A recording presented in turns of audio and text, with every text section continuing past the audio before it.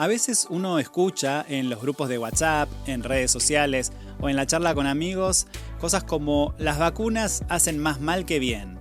Mejor esperar que el niño crezca o ¿para qué vacunar? Esas enfermedades ya no existen.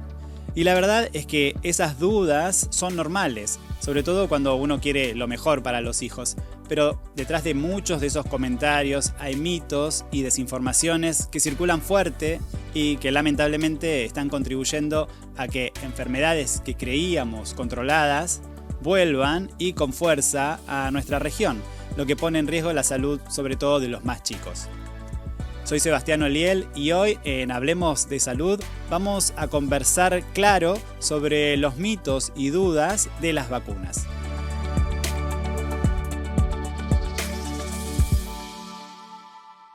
Para ayudarnos a separar lo que es ciencia de lo que es desinformación, nos acompaña hoy Daniel Salas, gerente ejecutivo del programa especial de inmunización integral de aquí de la Organización Panamericana de la Salud. Daniel, bienvenido al podcast. Muchas gracias por la invitación, de verdad, es un gusto estar acá. No, por favor. Daniel, arranquemos por el mito que quizás es el que más se escucha. ¿Las vacunas causan autismo? Sí, eso está completamente refutado. Ya hay suficiente evidencia, muchos estudios que se han generado que reafirman que no hay una relación entre el autismo y cualquier vacuna. Esto se generó inicialmente este rumor de un estudio que fue publicado en 1998. El principal autor era un médico británico y que ese estudio primero tenía una muestra insuficiente, eran apenas 12 personas, 12 pacientes. Segundo, se comprobó que este médico manipuló los datos y hizo que los tiempos de relación entre los efectos que aparecieron y los tiempos de administración de la vacuna no eran los correctos. O sea, él manipuló esta información para demostrar. También se vio y se demostró que este estudio estaba financiado por, en realidad, intereses de gente que estaba compitiendo para sacar una vacuna que pudiera competir con la triple viral y además que habían abogados que querían demandar. Si se demostraba el vínculo entre autismo, iban a demandar a las compañías productoras de vacunas. Entonces, todo eso llevó a que la misma revista donde se publicó este estudio lo desacreditara. Al médico se le suspendió la licencia por todo ese tipo de asuntos fraudulentos y completamente quedó demostrado que no hay un vínculo en realidad entre el autismo y las vacunas.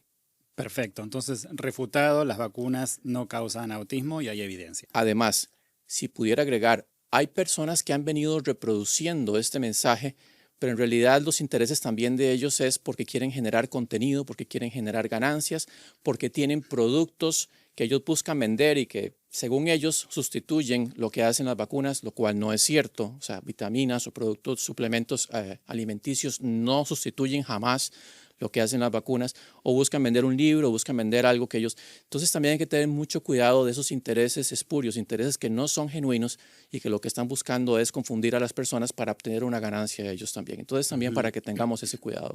Sí, totalmente, ¿no? Más ahora, ¿no? En esta época de redes sociales y de generación de contenidos, intentar que no se genere contenidos, ¿no? Sobre temas de salud, sobre todo. Y hablando con la verdad y con datos, que es para lo que estamos haciendo el podcast de hoy. Siguiente pregunta. Y si podés, ¿no? Para dar un poco de confianza quizás a las personas que están dudando, ¿cuáles son los efectos más comunes de las vacunas? Porque sabemos que hay ciertos efectos, ¿no? Que pueden ser leves o graves, y nos puedes contar un poco cuáles son. Sí, primero las vacunas, como cualquier otro medicamento que tomemos, puede generar eventos secundarios. Los más frecuentes, los que se presentan en su gran mayoría, son eventos adversos leves, que son transitorios. O sea, que cuando yo hablo transitorio es que duran de pocas horas, a lo sumo un día, un poquito más, y que generalmente van a ser en el sitio de donde se hace la inyección. Obviamente para las vacunas que son inyectadas, porque sabemos que hay algunas que todavía se administran de forma oral. Pero lo que ocurre generalmente es un enrojecimiento de la zona, puede haber un pequeño abultamiento, puede haber algún tipo de febrícula, que es algún tipo de fiebre secundaria, pero que igual cede, es transitorio, no deja secuelas. Y esos eventos, esos efectos adversos, lo que están indicando a la persona es que el cuerpo está generando las defensas contra ese virus, contra esa bacteria, para que esté protegido después si ya entra en contacto con el mismo. Entonces, más bien es una señal positiva de que el cuerpo se está preparando para combatir y contrarrestar inmediatamente cualquier tipo de amenaza que pueda haber en exposición ya directamente al virus o la bacteria.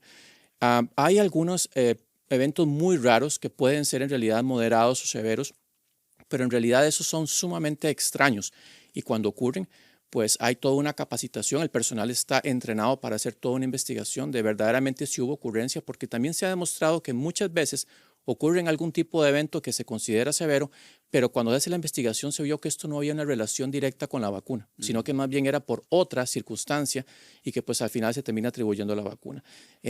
Hay un entrenamiento, un estándar de que en los vacunatorios, por ejemplo, o en los lugares donde se vacuna, el personal de salud espera o le pide a la persona que se vacunó que espere al menos unos 15 minutos o un poco más dependiendo de la vacuna para asegurarnos de que no hubo ninguna reacción alérgica severa o algún tipo de situación que merite una respuesta y que de todos modos en esos establecimientos de salud hay un entrenamiento para poder contrarrestar cualquier tipo de situación que se presente. Perfecto. Entonces, efectos adversos en general muy leves y muy rara vez hay efectos adversos graves. Exacto. Otro que comentan los padres tiene que ver con para cuidar a sus hijos, ¿no? O están preocupados del posible daño o que el nene llora, ¿no? Cuando se le aplica una vacuna, pero que quizás piensan que son demasiadas vacunas cuando se aplican al mismo tiempo, ¿no? Van para que los vacunen y quizás es más de una vacuna y genera como cierta preocupación en los padres o dicen, no dudas, tipo, tengo que darle tantas vacunas. ¿A qué se debe esto? ¿Y es peligroso darle más de una vacuna a la vez? No es peligroso dar más de una vacuna a la vez.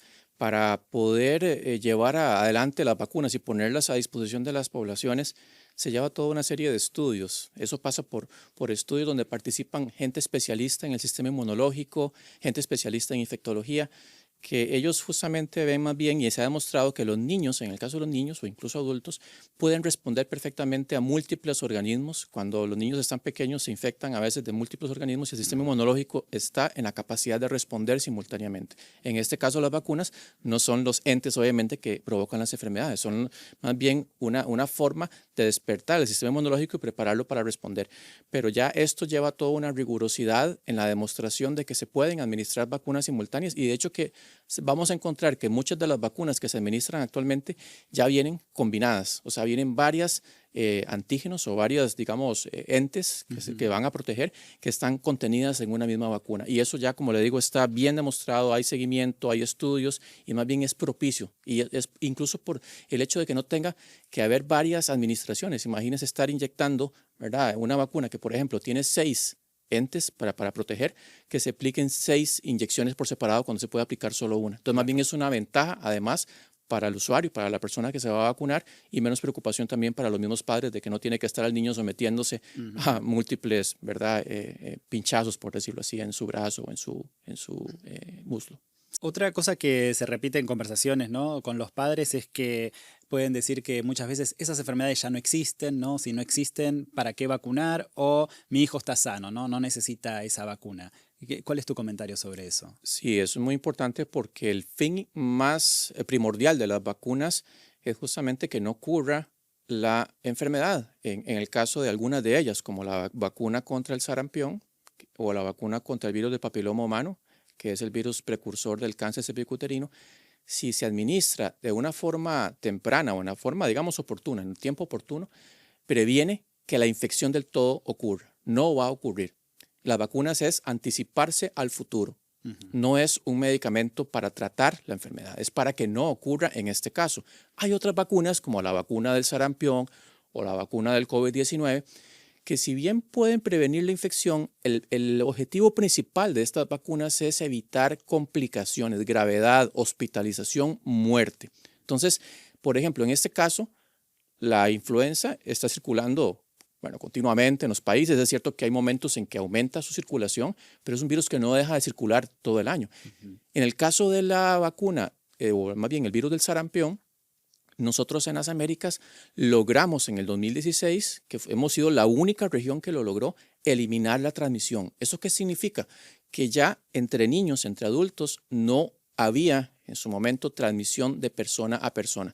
Pero este virus circula en otras partes del mundo y ha estado circulando de forma importante en Europa, en Asia, en África. Y entonces, como hay muchos viajes, las personas que no están vacunadas pueden venir acá y traen el virus Y si encuentran justamente grupos de poblaciones o personas susceptibles que no se han vacunado, puede originar una transmisión acá. O también personas que viajan desde acá hacia esos otros lugares pueden exponerse al virus y cuando regresan entonces originan el cuadro y terminan entonces haciendo una cadena de transmisión si encuentran un grupo de personas que no se han vacunado. Entonces es importante porque a pesar de que ya no estamos viendo esas epidemias de polio que vivíamos hace 40 años, 50 años, donde había muchas personas que quedaban con parálisis permanente de sus miembros inferiores o que tenían que ayudarse a respirar con un respirador artificial, una máquina, eso ya no lo estamos viendo. Entonces la gente dice, ¿pero para qué polio? Bueno, polio todavía tenemos 2 países que están el virus de polio salvaje circulando activamente. Entonces, mientras eso no se elimine completamente,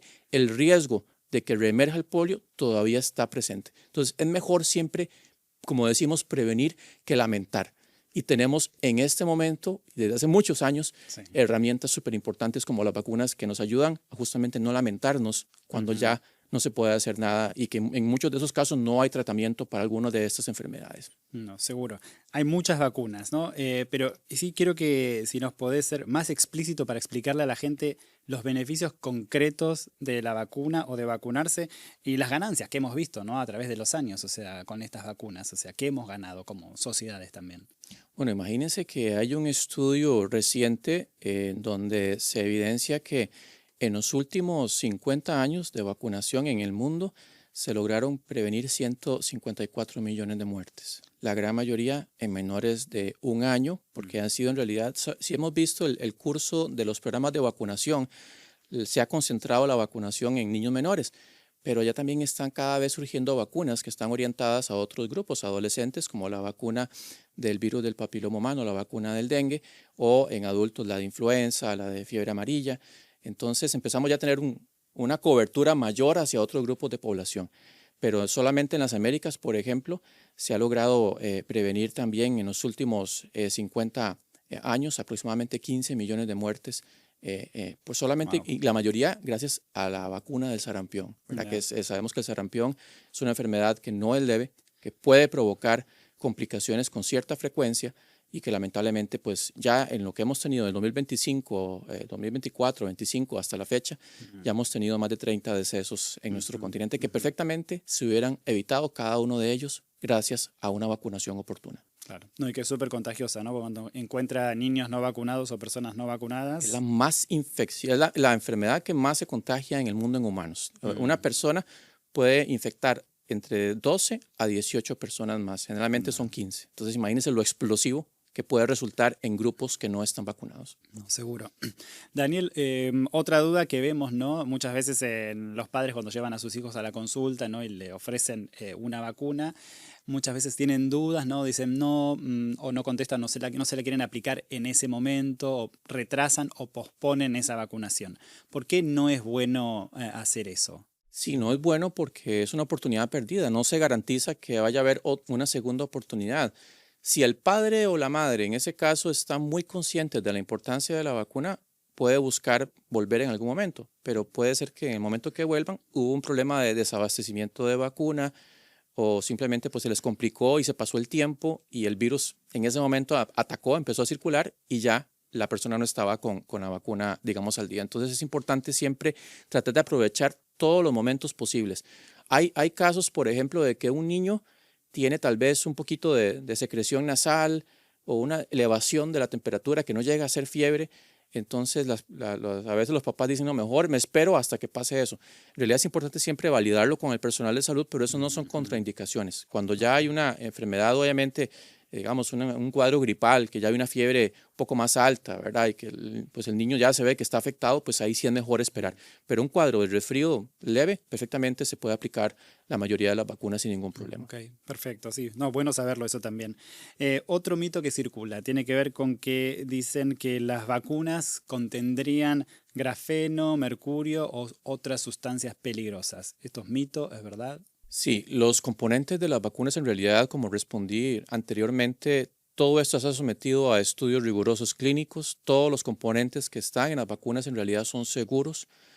Muchos de ellos, incluso que los que usted mencionaba, se encuentran también incluso en nuestro cuerpo, de alguna forma los consumimos en alimentos. Las cantidades que contienen en las vacunas de estos son completamente muy bajas, ¿verdad? Esas son cantidades que se llaman incluso trazas, ¿verdad? Que eso no para nada tiene ningún impacto sobre el organismo. Así que asegurándole a los padres que si hay una vacuna ya está licenciada es porque ha pasado por toda una rigurosidad de estudios y los componentes son completamente seguros desde ese punto de vista. Esos componentes lo que hacen es que ayudan a las vacunas en algunos casos a conservarse adecuadamente mejor, pero también a potenciar. Son como un ayudante para que las vacunas todavía tengan más fuerza a la hora de hacer que el sistema inmunológico reaccione favorablemente para estar mejor protegidos. Entonces potencian el efecto de la vacuna propiamente o le ayudan a la vacuna a mantenerse pues, más estable por más tiempo.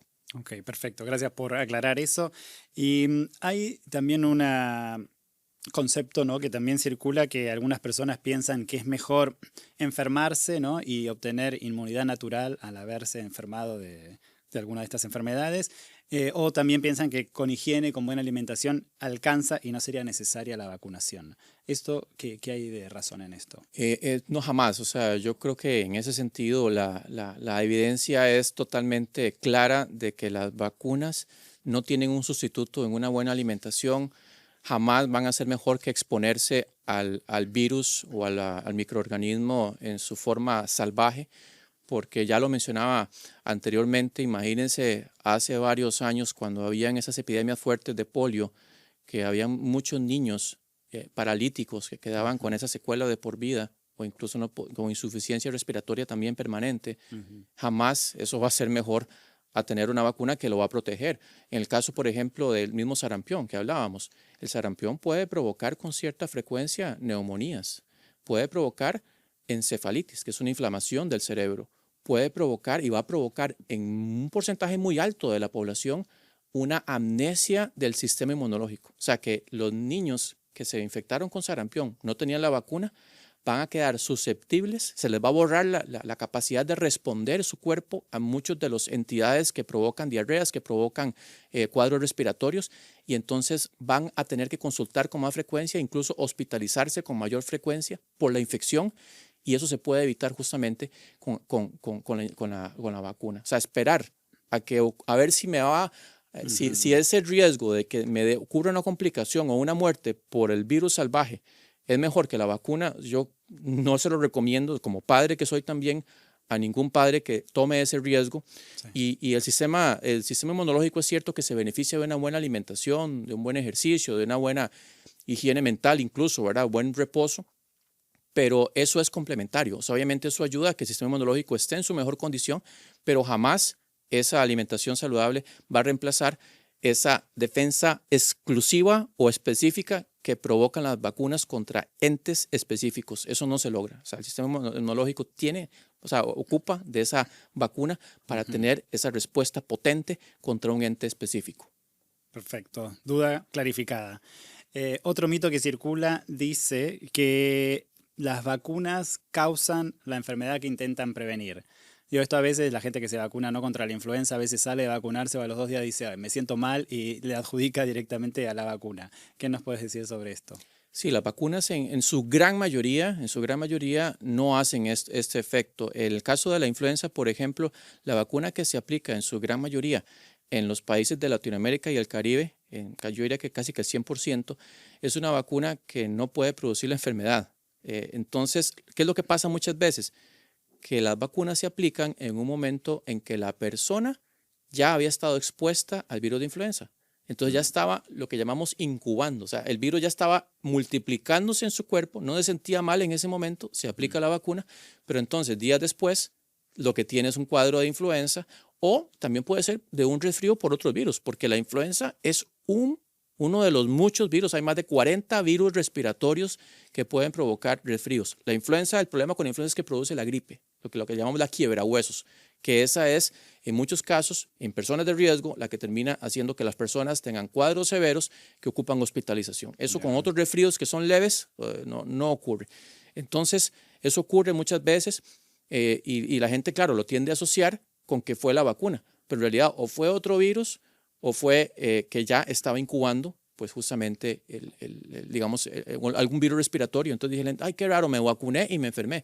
Sí. Y es muy frecuente porque usted ve la cantidad de virus que circulan normalmente en la población, es muy frecuente que en algún momento una persona esté expuesta a un virus respiratorio y que esté incubando, que vaya a producir el cuadro en el momento que se aplica la vacuna. Y no forma de saberlo, o sea, eso ya tampoco, ¿verdad? Es práctico empezar a hacer exámenes para ver si ya estaba incubando, ¿no? Y no tiene ningún sentido. Claro, sí, ya no vale la pena. Sí. Pero siguiendo con la vacuna de la influenza, mucha gente también piensa, ¿no?, si realmente vale la pena vacunarse.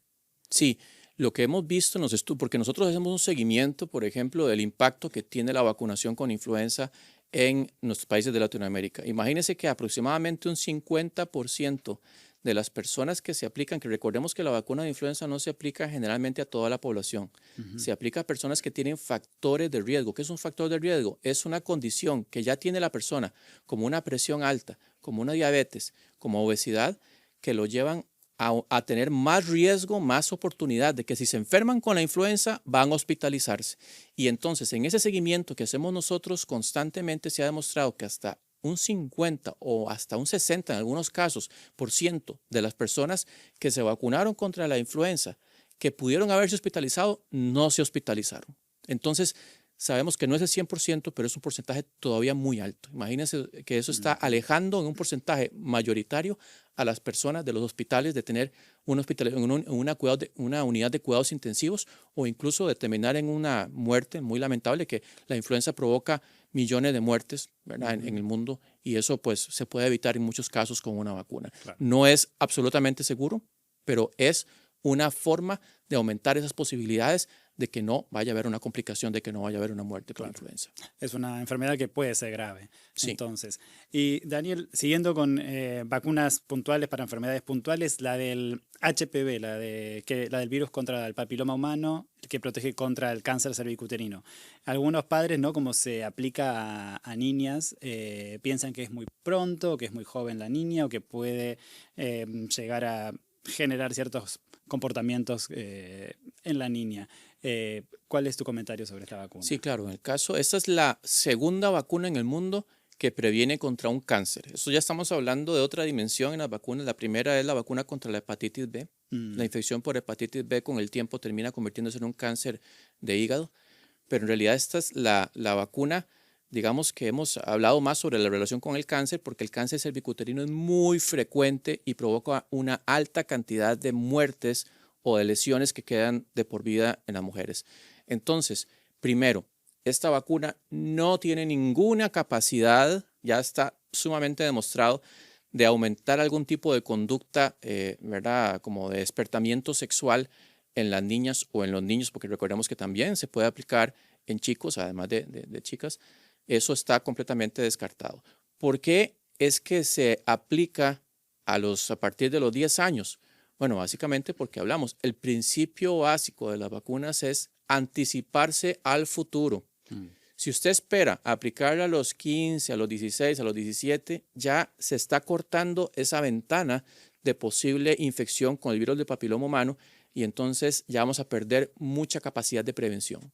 No es que no se puede aplicar después, pero el tiempo óptimo, de acuerdo a los patrones en los países que se han demostrado que, ¿verdad?, que es importante siempre considerar cuáles son las conductas en los países con respecto a todo esto, se ha identificado que el momento más oportuno es a partir de los 10 años. Ese es el momento y no esperar mucho, porque el momento que usted más espera, más riesgo de que la infección por el virus del papiloma humano ocurra y que al final vaya a provocar, pues lamentablemente, un cáncer cervicuterino que sabemos que, insisto, deja muchas familias sin ese pilar fundamental, que es esa madre, o a la sociedad, en realidad, con esa mujer, ¿verdad?, que puede haber aportado mucho, que son mujeres, y ver que se trunca una vida tan temprano, ¿verdad?, porque el virus del cervicuterino, perdón, el cáncer cervicuterino afecta a mujeres 20 años, 30 años, son mujeres muy jóvenes que todavía tienen mucho por delante. Entonces, saber que con una vacuna usted está protegiendo a su hija de ese futuro, de que no ocurra un futuro adverso, y que su niña, ¿verdad?, que en ese momento es una niña, vaya a terminar con una complicación o una muerte eso es enorme. Yo creo que eso no lo hemos todavía entendido y tenemos que asimilarlo más de la capacidad de una vacuna de prevenir un cáncer, que es una enfermedad ya muchas veces, pues, que es, como le digo, fatal. Sí. No, y habría que tener en cuenta a esas mujeres que ya están en cierta edad o las mujeres que ya sufrieron este cáncer, ¿no? Que ya no están porque no existía esta vacuna. Que ahora existe esta vacuna y se puede prevenir. Entonces, Imagínense los padres que han perdido a su hija o los esposos que han perdido a su pareja y que no existía esa vacuna en ese momento. Y saber que ahora existe, o sea, yo estoy seguro que ellos desearían viajar en el tiempo y decir, bueno, traerse la vacuna del futuro, ¿verdad? Y aplicársela para que no hubiera ocurrido eso que ocurrió tan trágico. ¿Verdad? Que eso son cosas muy lamentables. totalmente. Sigamos con una vacuna más, la de la hepatitis B. Esta vacuna se aplica a bebés recién nacidos, ¿no? Pero ¿por qué hay que vacunar al bebé ya tan inmediatamente al nacer? Bueno, hay algunas vacunas que se aplican justamente al nacimiento porque lo que hacen es que empiezan a conferir esa protección justo en el momento del nacimiento y la vacuna, más bien el virus de hepatitis B se puede transmitir en mujeres que tienen el virus a través de la placenta. Entonces también es una forma de una vez cortar esa posibilidad de que el virus vaya a empezar a evolucionar en ese niño. Entonces ya con la vacuna usted disminuye altamente la probabilidad de que ese virus se transmita de esa forma y que empiece a generarse y pues a replicarse y provocar un cuadro ya de hepatitis B. Claro que pues se está la vacuna del nacimiento, pero también están las vacunaciones subsecuentes. Recordemos que la vacunación contra hepatitis B es un esquema que generalmente es de 3 o 4 dosis dependiendo, pero que es importante completar el esquema porque ahí es donde ya podemos, eso es algo importante que no hemos mencionado. Una sola dosis de las vacunas que tienen un esquema de 3 o de 2 o de 3 o de 4, hay que completar el esquema. Por ejemplo, el caso de la vacuna del virus de papiloma humano ya se ha demostrado que con una sola dosis es suficiente, pero hay vacunas como la triple viral, la que es contra el sarampión, la rubiola, que por ejemplo se tiene que aplicar 2 veces a partir del año y 3 meses o a partir del año y después a los 18 meses o después.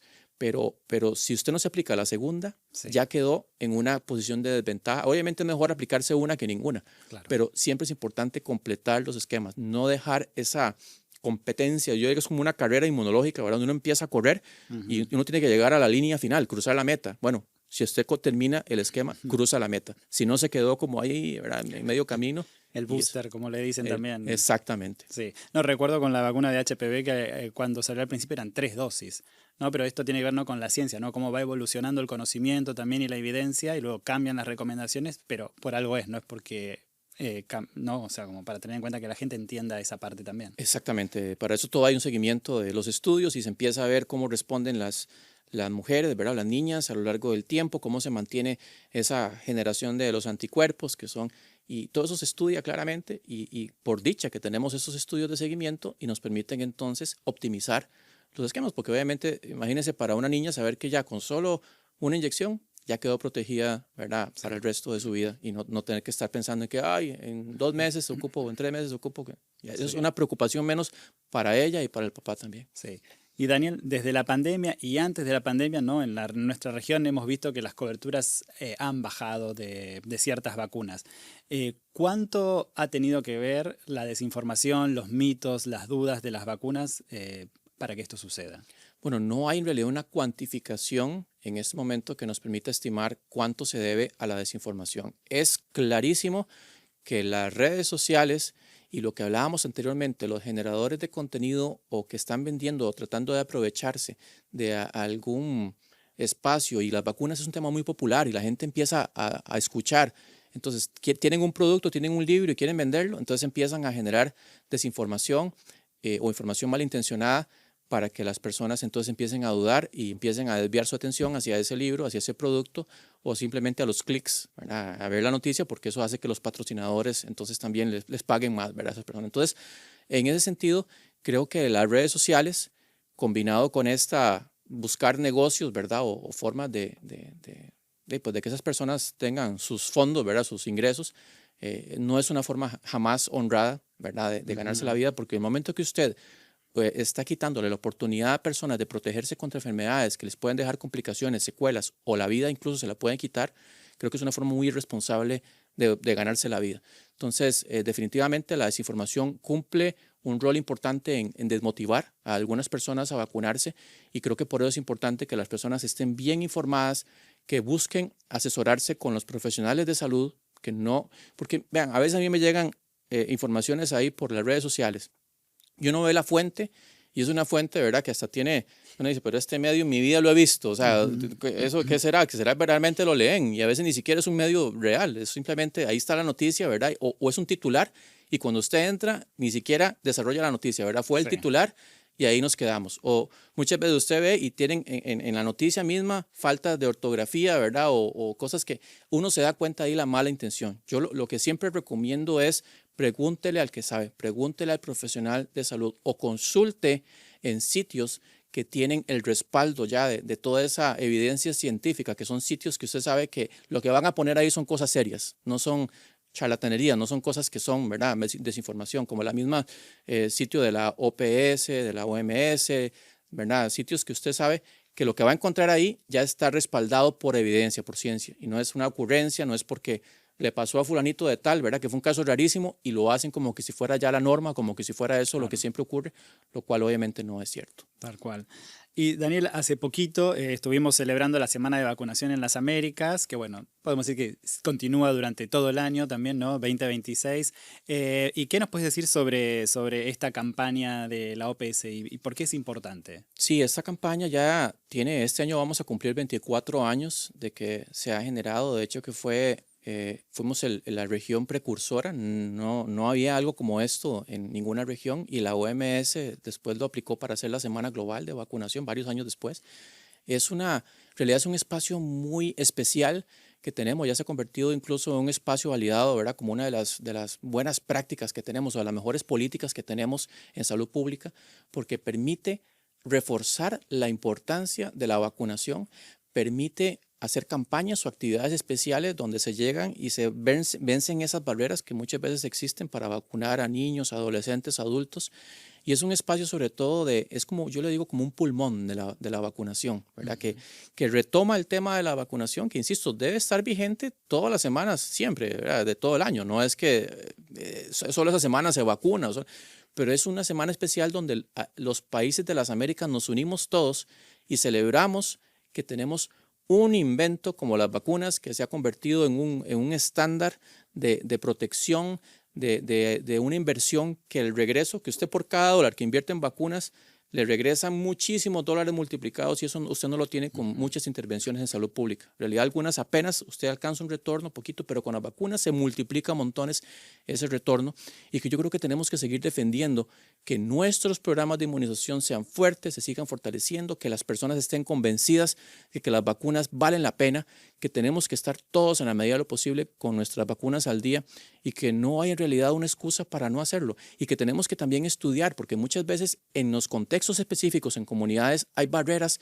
para que las personas puedan aplicarse las vacunas y eso es importante que las autoridades, que el sistema de salud en conjunto con otros actores sociales puedan analizar cuál es la problemática específica para que las vacunas lleguen y estén disponibles para todas las personas, que nadie se quede atrás, porque yo creo que eso es una máxima que hemos tenido en vacunación. Nadie debe quedarse atrás, nadie debe quedarse sin su protección y tenemos mucho todavía que hacer para llegar a esos rincones, a esas zonas, ¿verdad?, que están en este momento quedándose atrás, pudiendo tener esa protección tan fuerte que confieren las vacunas y tener un futuro más promisorio para todos y todas. Claro. Creo que lo que decías, que las vacunas y el agua potable son las intervenciones de salud pública, ¿no?, más importantes o que más salvan vidas.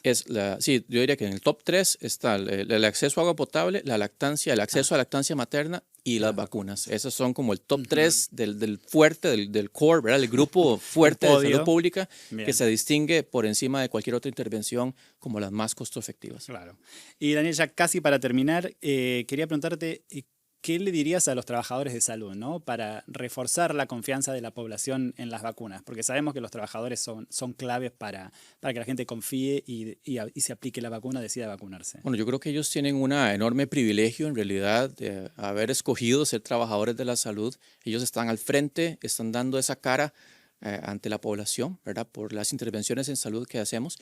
Y ellos tienen que estar muy orgullosos de lo que hacen, porque yo creo que llevar esperanza, llevar vida, llevar salud a la población, eso siempre va a ser una noticia positiva enorme, pero que también es importante que estén bien capacitados para transmitir esa confianza a las personas de la importancia de las vacunas, porque también sabemos que los trabajadores de la salud saben, y los vacunadores, los que están vacunando, saben de eventos adversos, saben de mantener la vacuna en la temperatura adecuada, saben cómo la técnica de administración, pero a veces lamentablemente no logran transmitir ese mensaje de por qué es importante que la persona se vacune, por qué es importante que complete su esquema. Entonces yo creo que es importante también que ellos busquen, y en OPS estamos trabajando para brindar herramientas para los trabajadores de la salud para que se capaciten también en cómo hacer esa abogacía en favor de las vacunas, pero que en realidad reconocerles, porque sin ellos no podríamos tener esta protección colectiva que se logra con las vacunas y que nos permite, a las Américas,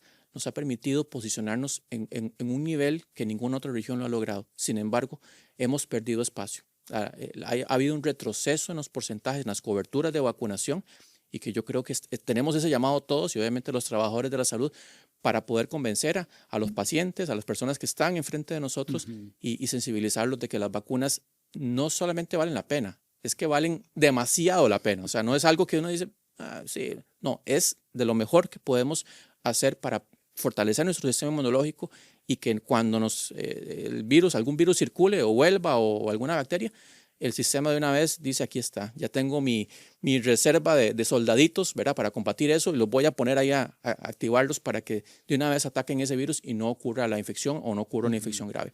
Eso creo que es lo más importante de mencionar en este momento. Sí. No, seguro, ¿no? Porque vemos, ¿no?, que la decisión de vacunar a veces con los hechos solos a las personas no les alcanza, ¿no? Hay un componente emocional muy importante, ¿no? Claro. Quizás ese trato, no jugar, el trato amable de los trabajadores, esa conversación, ¿no?, que se está fomentando más y que haya más conversaciones, quizás ayuda, ¿no?, a que las personas comprendan mejor y tomen la decisión de vacunarse. Exactamente, las vacunas en ese futuro que podría ser o negativo o positivo, las vacunas nos enrutan hacia ese futuro positivo. Pero ¿qué es lo que pasa? Que la gente a veces, como está viviendo el momento y no está viendo como a veces la enfermedad que se va a prevenir, porque dicen, pero esto no está circulando. Yo no veo a nadie aquí, ningún vecino, ningún amigo que haya tenido sarampión.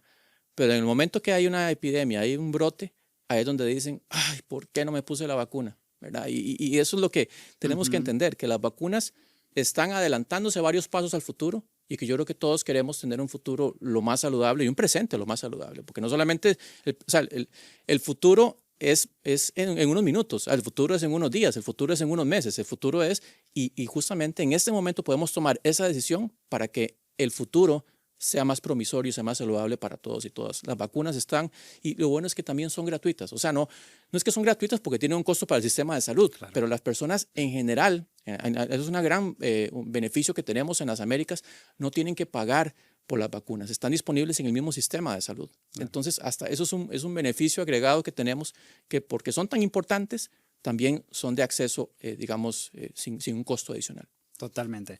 Bueno, Daniel, muchas gracias por venir al podcast y por ayudarnos, ¿no?, a desmitificar todas estas informaciones y a combatir este virus de la desinformación que está circulando tanto en nuestra región y en todo el mundo. Ha sido un placer, Sebastián, y de verdad un gusto, y esperemos que este podcast sea bien difundido y que todos ayuden también a difundirlo para que podamos alcanzar coberturas de vacunación mayores a las que tenemos actualmente. Así es. Gracias nuevamente. Con mucho gusto. Hoy hablamos de vacunas con datos y sin vueltas, porque proteger a los niños es cuestión de evidencia y de cuidar a los que más queremos, especialmente ahora que vemos brotes que afectan a familias en nuestra región.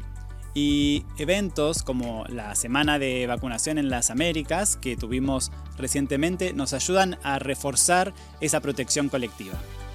Soy Sebastián Oliel y esto fue Hablemos de Salud. Si te sirvió, compartilo con esa mamá o papá que quizás tiene dudas, dale like, suscríbete y déjanos tus comentarios o preguntas. ¿Confías en las vacunas? ¿Qué dudas tenés? Escribinos en los comentarios.